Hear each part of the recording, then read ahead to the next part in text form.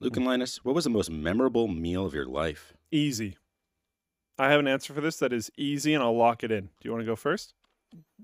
No, I hit me. I think it might even be the same because you were there. Oh, was it the first dinner, or the first LMG dinner? Oh, Oh, different one. darn it. Because that was pretty memorable. We had that like truffle and stuff. Like it was a And whole. now I'm not really sure. It was a whole thing. Yeah, that was kind of The a big first deal. LMG Christmas party was not really a Christmas party, and It was awesome though. we could okay, to put it in perspective, our first meal when we landed in Las Vegas that first year was chicken nuggets because they were cheap. Dude, we got a whole table of chicken nuggets though. We balled out Yeah. on chicken nuggets. We had no money, Yeah. but to celebrate the success of our CES trip and the connections we'd made and the sponsorships that we had started conversations about and all that good stuff, we went out for one nice dinner.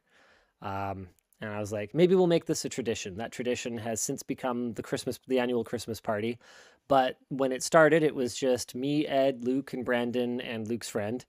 And we kind of, for us, went kind of wild in terms of ordering. It felt pretty nuts. I Yeah. remember like being worried about the company's books because we of got like a that dinner. $50 fried rice. I remember It had, like, truffle specifically in it. that fried rice. That was as much as I remember that fried rice, the food itself wasn't. Was not great. Yeah, I didn't care like at all. That was a big moment in like my life, but the meal isn't what made that memorable. So I So think that's fair. Like, I wouldn't have picked my wedding just because it was about the wedding.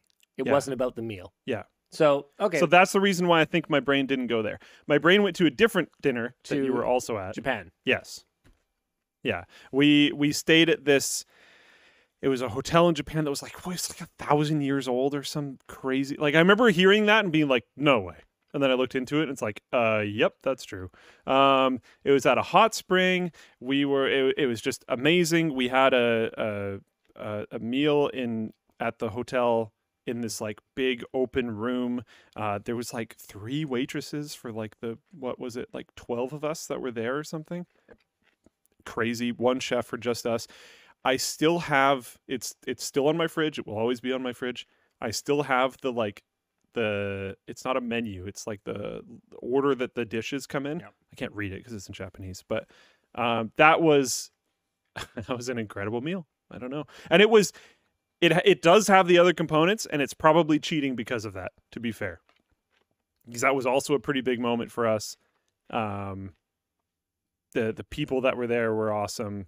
There was a lot of other things going on, but the meal itself, like, oh man, it was like some insane number many of courses, like over 12, I think. And chicken sashimi is definitely the most adventurous thing I've eaten. You ate it too? Yeah, I didn't remember if you did. Yeah, I remember both of us tried it Yeah. and then cooked the rest of our chicken Yeah, in our which broth. they were not a huge fan of, but